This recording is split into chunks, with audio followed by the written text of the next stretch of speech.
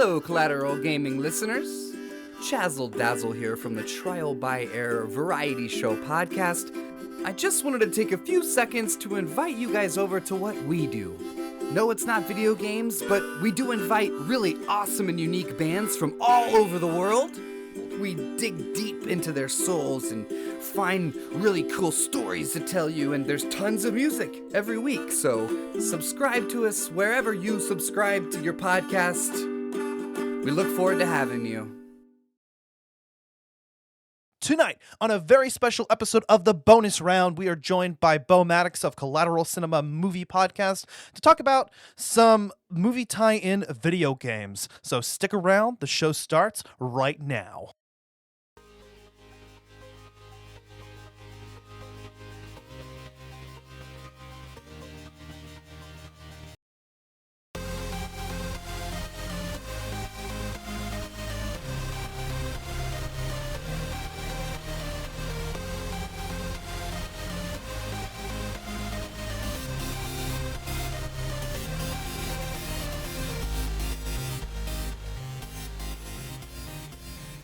Welcome to Collateral Cinema Director's Cut. I'm Beau Maddox. And I'm Ashley Chancellor from Collateral Gaming bonus round.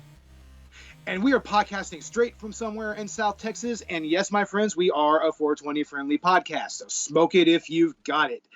And we're doing a special kind of one-off episode here. We're joined, of course, by Ashley Chancellor, who is our co-host on Collateral Cinema and also hosts the Collateral Gaming podcast. How are you doing, Ash? Oh, hell yeah, bro. I'm doing great. Happy to be here talking about, it's our first, my first time on a Director's Cut episode. And this will be my first time on a bonus round episode as well, because you're going to crosscast this. Yep, that's the purpose here, folks. So we're recording live on both ends. Oh, I'm sorry, not live, but you know what we mean. Unedited, uncut. It is just completely uncensored, uncircumcised bullshit. Well, maybe somewhat edited. I don't know. I gotta get some of the gaps together and everything. But yeah, we're gonna do just a quick little, I guess, 35-minute episode, and we're going to talk about something that's kind of central to both of our podcasts on the gaming end and the movie end. We're talking about movie tie-in video games. It's something a little different than we're used to talking about on probably at least on this podcast. Yeah, we've done a couple crossovers before where we've done, the opposite, which was movies based on video games, but we've yet to get into a video game based on a movie, and that's something I've actually wanted to do for a while now. Yeah, and there's a pretty rich history of movie tie-in video games going all the way back to the Atari, right? Yeah, I was looking down the list and I was surprised about how many 80s movies were made into video games, and I guess the genre as a whole doesn't have a very positive reception. It's kind of seen the same way as the opposite video movies based on video games are, but yeah, we're here to talk about some of the ones that actually stood out to us. A few actually good ones and maybe some shitty ones as well that are just so shitty they're still worth talking about. LJN. That's an old school company. I don't even know if you know who they are, right? Say it again. LJN? LJN. No, I can't say that I have. Well, if you know your angry video game nerd, you'll know that is a much maligned company that did a lot of early movie tie-in games. They did a lot of the early horror movie games like A Nightmare on Elm Street, and they also did Friday the 13th. Okay. Speaking of which, did you see that Friday the 13th video game that came out more recently?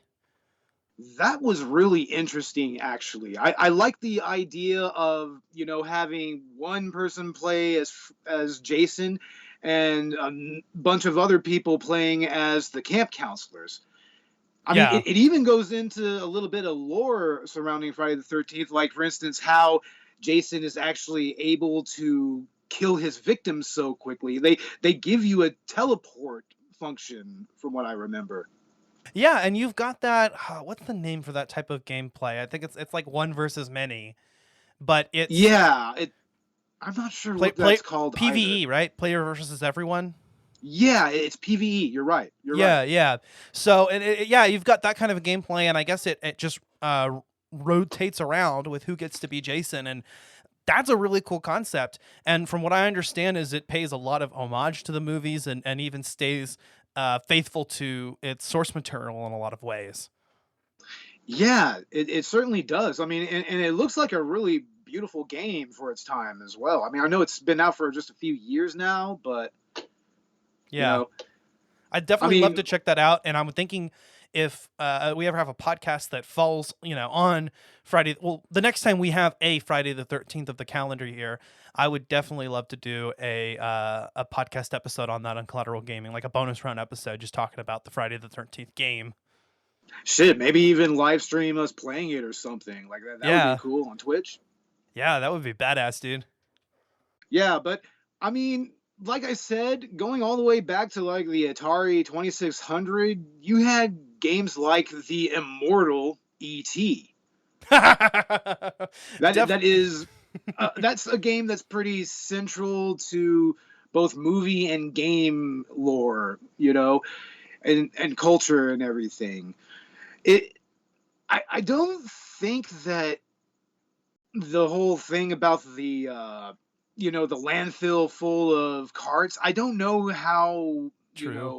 what the veracity of that is, Uh huh. but I mean, it was seen as a pretty bad game, although I think some reappraisal has said that, maybe it's not that bad, but, you know, Yeah, it is. It is one of the video games that is considered to be the worst of all time, and I haven't personally played it because I don't have a console. But at some point, I'd love to emulate it, and that would probably be a bad game review in the future.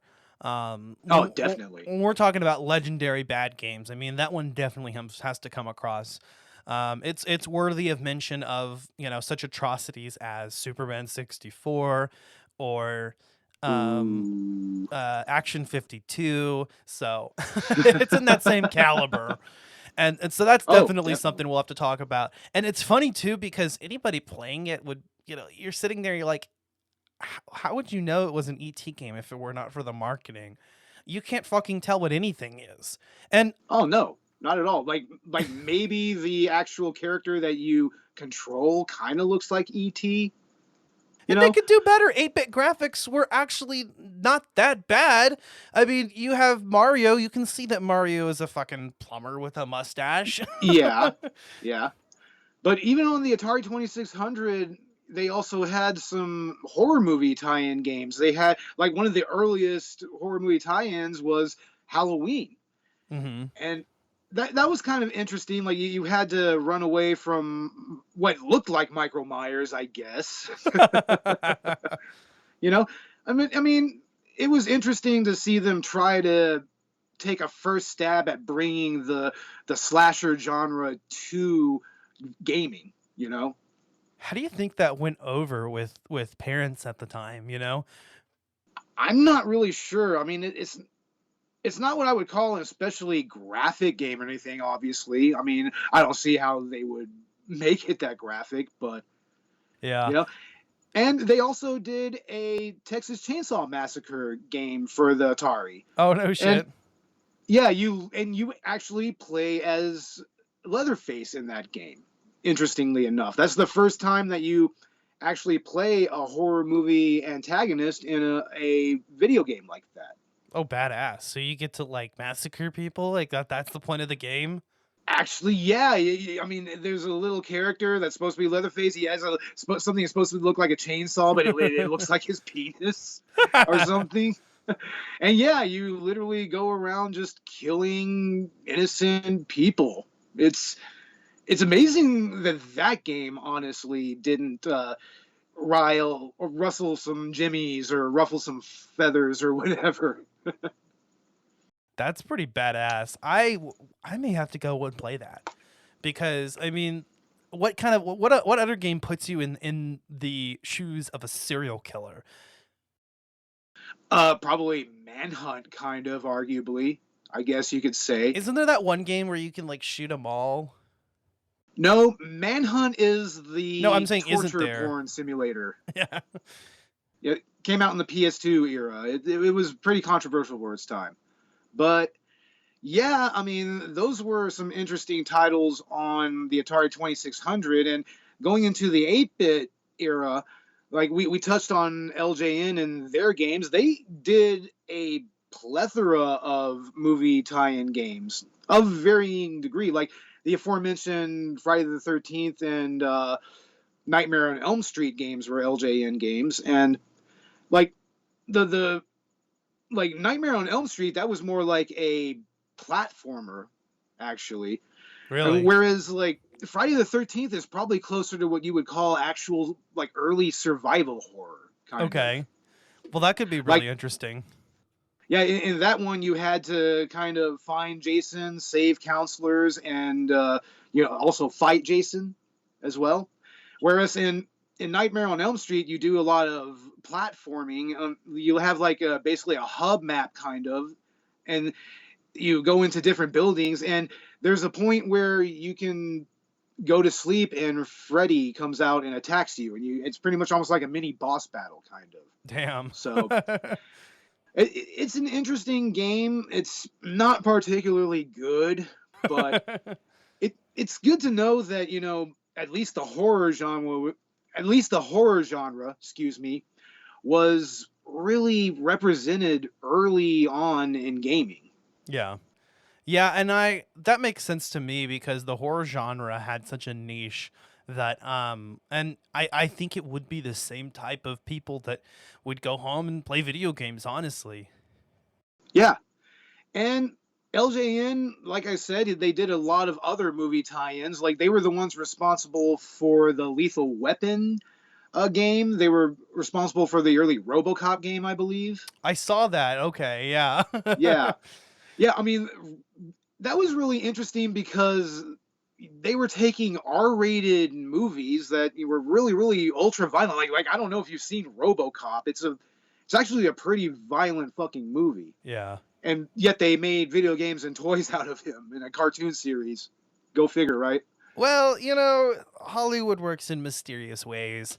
And Yeah. that's seen no better than in the video game industry. I mean, growing up for me anyway, basically every major movie release that came out that had some sort of action involved in it saw a video game release. And like I said before, these were considered notoriously not necessarily like bad, like worst game of all time bad necessarily, but just cheap cash-ins, that there was no effort put into the development. Oh, it seems that all the totally. money went to just featuring the characters, and they thought, well, we'll make a lot of money because fans of the film are going to buy this, so we don't actually have to put effort into making a good game. Yeah, exactly. I mean, why make a good game when you know that people are just going to cash in and buy it anyways? I mean, But that's not to be said that good games didn't come out that were based on movies. I mean, for me growing up, the Harry Potter games were actually, at least the first 3 were particularly good. Actually, on one of the bonus round episodes on Collateral Gaming, one of my game recommendations on the Game Rex episode was Harry Potter and the Prisoner of Azkaban.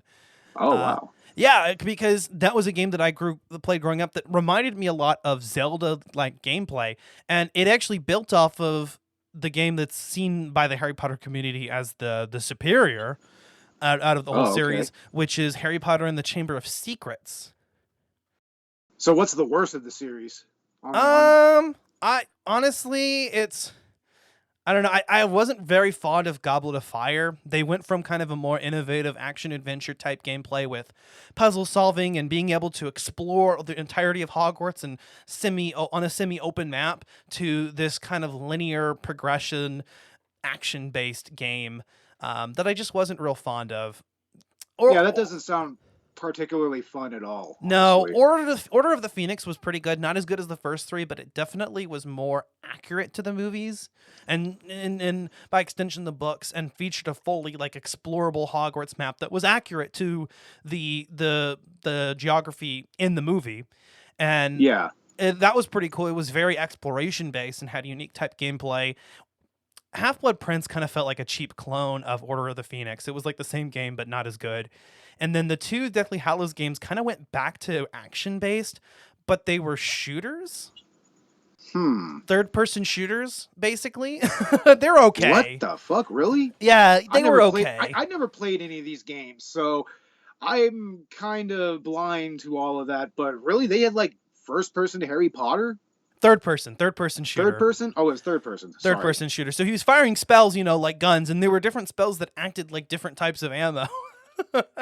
You could cast Stupefied. It would fire like at some rate of fire, and it was kind of it was decent, but not as. I gotta say, the first 3 games were actually pretty innovative, and I definitely recommend actually Chamber of Secrets and Prisoner of Azkaban. They are legitimately like good games, not just good movie tie-ins, but good games. Right on. I think that one genre of film that a lot of people doesn't realize really goes all the way back even to the 80s is superhero movies. Like, I mean, there were comic book adaptations going all the way back to Atari 2600, but when the Nintendo came out, I mean, you had like the Batman games, which some of them were actually pretty okay, like especially early on. Yeah. But until you got to like Batman Forever, which, god damn it, I can't ever get past that first fucking level. I swear to God. It's like my eternal curse with Sonic. I can never finish like the second stage of a Sonic game. Really? I can go through all the Green Hill zones, and then once I hit the second part, I just stall out. I don't know. But yeah, Batman Forever is very frustrating. Batman and Robin, which came out on the PlayStation, is kind of interesting because that's actually quite possibly one of the earliest open world games that came out. Yeah. At that time.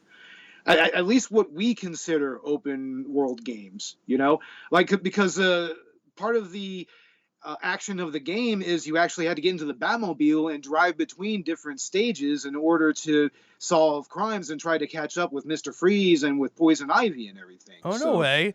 So a good game based on a bad movie. Yeah, well, no, it's a bad game, actually. It's notoriously bad. Okay. It's shit. But it's not even like so bad it's funny like the movie is. It's total shit. But it's interesting to play mainly because of the open world stuff. It's kind of impressive that they were able to really do that early on in a PlayStation game. And this is before the Driver games came out, which were kind of also proto open world a little bit. Yeah, so, definitely. But I mean, other good superhero games that came out around that era, like games based on superhero movies, I should say. I believe that the Spider-Man movies had tie-ins, right? Oh yeah, Spider-Man 2 is actually one of the best superhero games of all time to this day. I mean, recently playing the PS4 Spider-Man game and its sequel, Miles Morales on PS5, it's hard to not be reminiscent of the original Spider-Man 2 movie video game. So there was the original Spider-Man video game, which is pretty good. It features Bruce Campbell's narration, by the way. Oh wow! Really? And it is very groovy, and it's very fourth wall breaking, and it's awesome. So and that tradition continued in Spider-Man 2, but the difference between Spider-Man 2 and Spider-Man 1 is that Spider-Man 2 featured an open world. You could swing around Manhattan, and that was crazy at the time because you could actually be Spider-Man and do Spider-Man things instead of fighting through just these progressions of levels, of linear levels. You had the entirety of Manhattan to swing around in at your leisure, and you could walk around swing around and solve crimes and beat up thugs, and it was awesome. And then you played through the storyline of the movie, and there was even expansions on that where they featured characters that weren't in the movie, like Black Cat and the Shocker. And Spider-Man 3 was apparently very similar to it, but Spider-Man 2 is the game that's held in high regard to this day. And it really set the standard for how not only Spider-Man games, but superhero games should be in the future. Indeed. Yeah, if you enjoyed Spider-Man PS4 or even hell the Batman Arkham series, I feel like you kind of owe it to Spider-Man 2. That really pioneered good superhero movie games.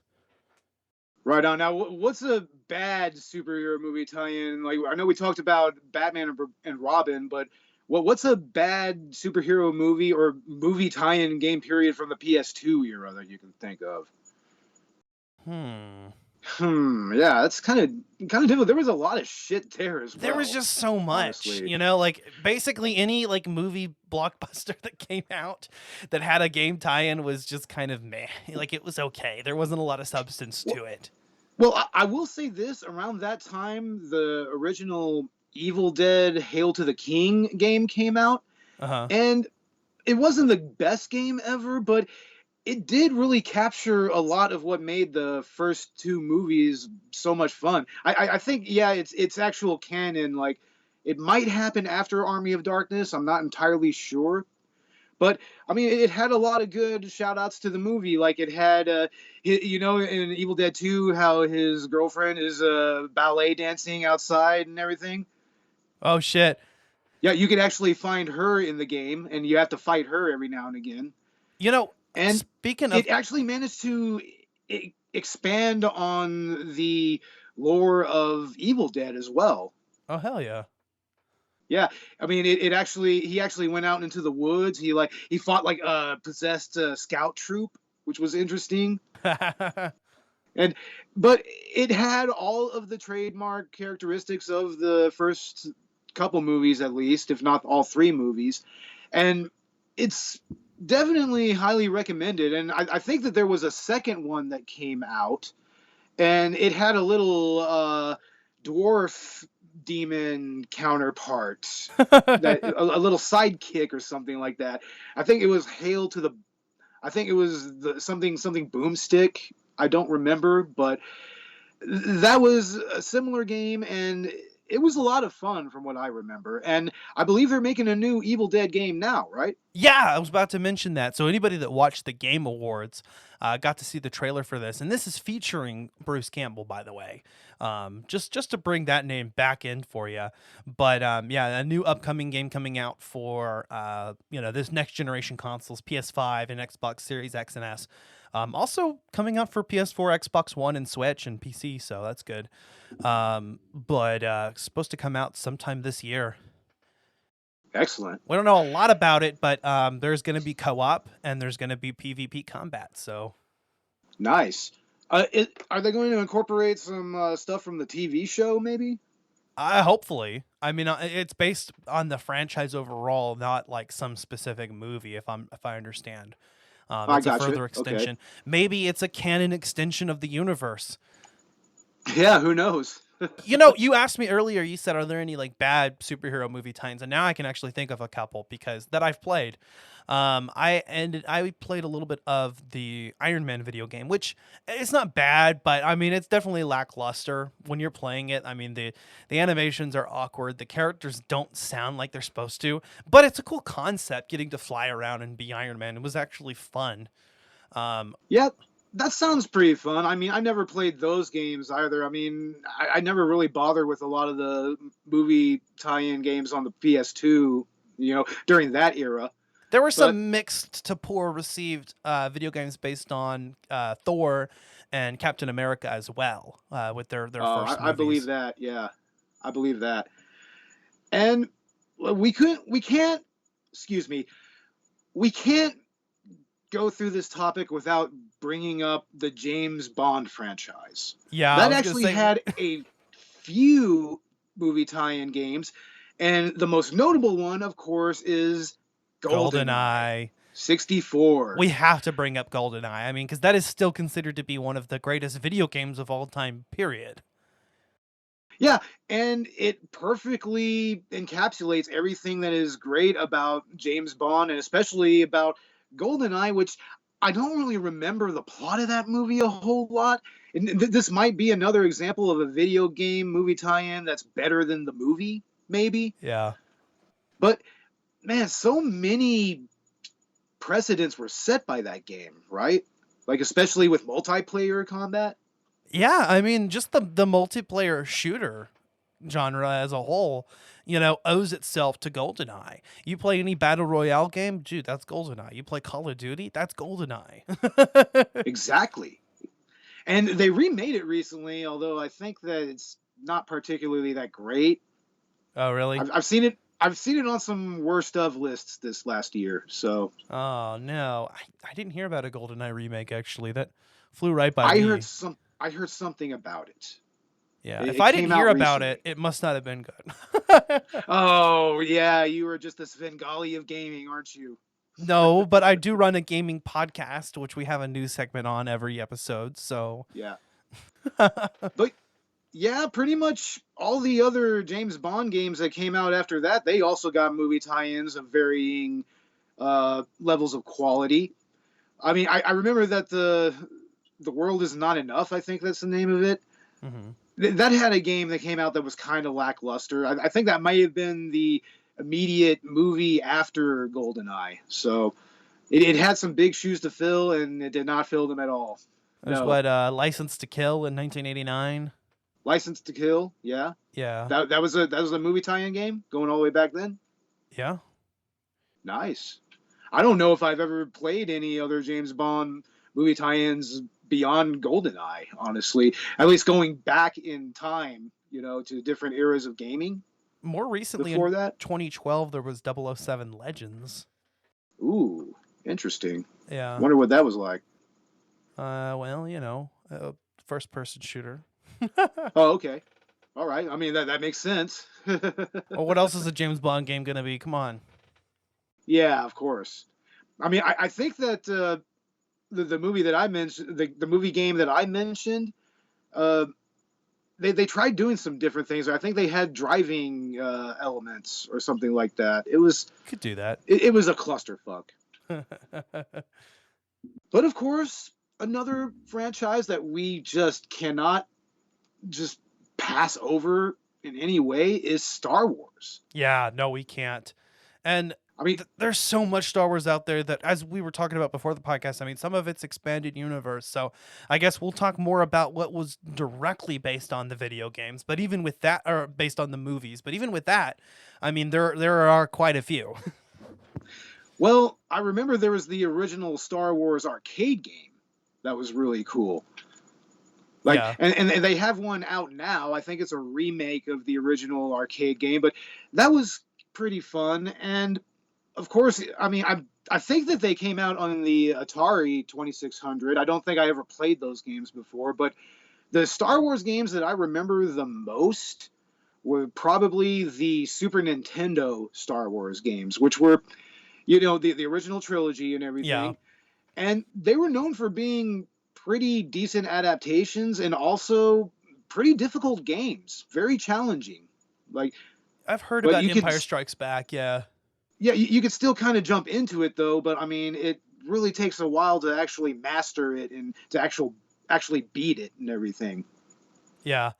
I don't doubt it. I played the episode 3 Revenge of the Sith game back in the day. I played like the first few levels, and that was pretty decent actually. I liked the amount of like force powers you could do, and I remember fighting through that opening segment as Obi-Wan and Anakin, and having a lot of Yeah. fun with it. And that game featured an alternate ending storyline where Anakin kills Obi-Wan and then kills the Emperor. Whoa, really? Yeah, Oh, yeah. that's awesome. Isn't that cool? That's fucking awesome, dude. I mean, we got to bring up Star Wars pod racing, Yeah. right? Now this is pod racing. Oh yeah, that was a fun game actually. I mean, a pretty fun racing game. I think that's on PS Live right now. Really? Yeah. Oh, that's awesome. I'd actually like to play that Or, sometime or because was recently. I remember it being pretty decent. Yeah. And there was also a Star Wars fighting game as well. It was called Star Wars Masters of Terras Kasai, and it was a 3D fighter, and you had like all your signature weapons, your lightsaber, Chewie's weapon and everything. That's cool. And You had the Battlefront games. Yeah, there's the Battlefront games as well. That was more of a tactical type of shooter game, right? Yeah, yeah, and they even rebooted Battlefront recently, and I still include them in movie tie-ins because they more prominently feature characters from the films, and I think the Star Wars Battlefront 2 reboot of the reboot series was initially had a lot of negative reception because of microtransactions and other EA bullshit, but actually Uh, kind of redeemed itself by reversing a lot of that, and they introduced a shit ton of characters. Just about any like Star Wars like main character that you've ever wanted to play as is in that game. Hell, you can even play as BB-8. So wow, really? You can play as BB-8? yeah, I'm just waiting. Jesus I'm just Christ. waiting for a game where you can play as Mando, because that's gonna be badass. I want to play as the Mandalorian. A Mandalorian game? Yeah, that would be really fucking cool. I mean, what about the other prequel games? I mean, did you ever play any of them? I can't say that I did. The only one that I can actually remember playing was Episode 3. Yeah, I gotcha. Yeah, because the only one I remember was, of course, the pod racing. Like, that's the only one I can remember from the prequel series. Right, which comes from Phantom Menace. So, but I mean that was one of the bigger. That was really the part of the Phantom Menace that's worth playing as a game. I mean, a lot of Episode 1 is just very negotiations and yeah, it's all political intrigue and everything. I'll tell you what though, the best or at least some of the best Star Wars games that ever came out, and another movie tie-in franchise I'd like to mention would be the Lego games. Starting with Lego Star Wars, of course. These are some of the best video game adaptations of movies, and even staying faithful to the source material. And even though the initial, the first few games had characters not even talking, no dialogue, just grunts, just the level of attention to and love that were put into those films. I mean, you've got Lego Star Wars, Lego Indiana Jones. I think there were some Indiana Jones games that weren't too bad, speaking of which.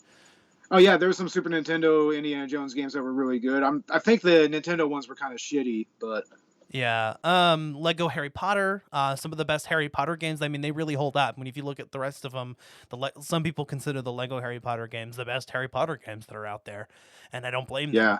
Trying to think. There is one directly based off of the MCU, Lego Marvel's Avengers. And even the other Lego Marvel superhero games feature a lot of the MCU characters and their iterations of those characters specifically. But there was one that specifically followed the storylines of the Avengers and Age of Ultron. Right on.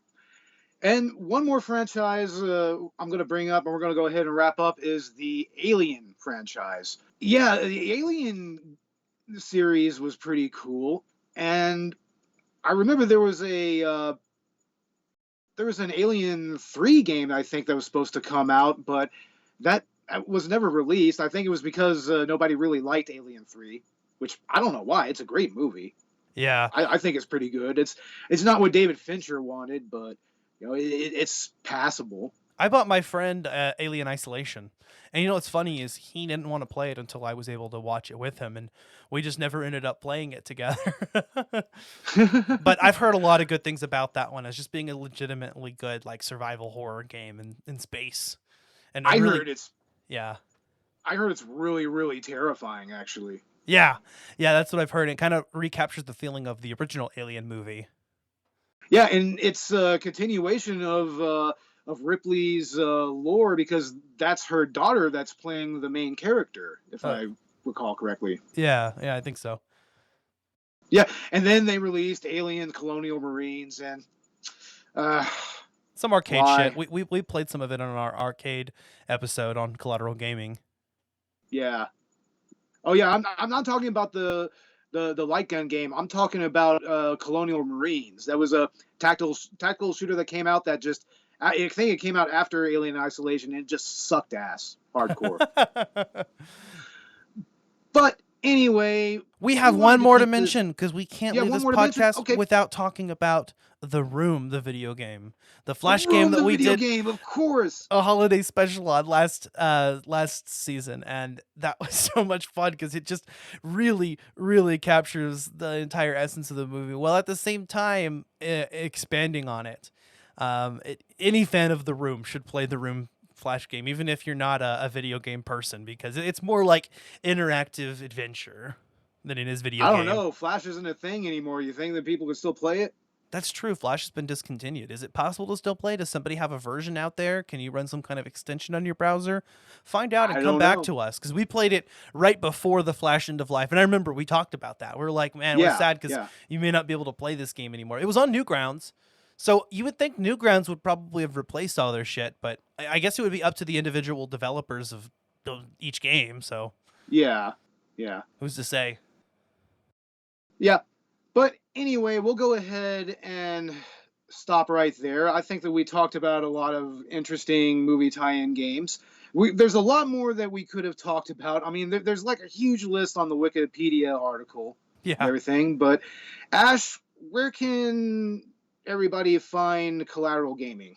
You can find Collateral Gaming wherever you get your podcasts, wherever you're listening to Collateral Cinema, wherever you're listening to Collateral Gaming right now. We are on Apple Podcasts, Spotify, Google Podcasts, YouTube, Pandora, and anywhere else you get your podcasts. You can also find us on social media. We have accounts on Instagram, Twitter, and Facebook. Also, we have a Patreon. Just putting it out there, we have a Patreon, and I just uploaded some more Patreon content for you lovely whores. All right. And likewise for Collateral Cinema, we're going to have our anniversary episode coming out soon. We were going to release it tonight, but we decided that, since our buddy Robert couldn't make it, then we got to have him on the episode. So We we're can't do gonna our try to make-anniversary without Robert. We can't do it. No, we just couldn't do it. So we're going to have that done very soon, and you can find us everywhere that Ash just mentioned, and also on Patreon. Our tiers start at $1 and $5 and everything. And we'll go ahead and stop right there. I'm Beau Maddox. And I'm Ashley Chancellor. And this was the Director's Cut and... the bonus round. Hell yeah, man. Hell yeah. See y'all in a week, I guess. Yep. Laters. Stay tuned for our episodes on Gozu and part 2 of Ghost of Tsushima.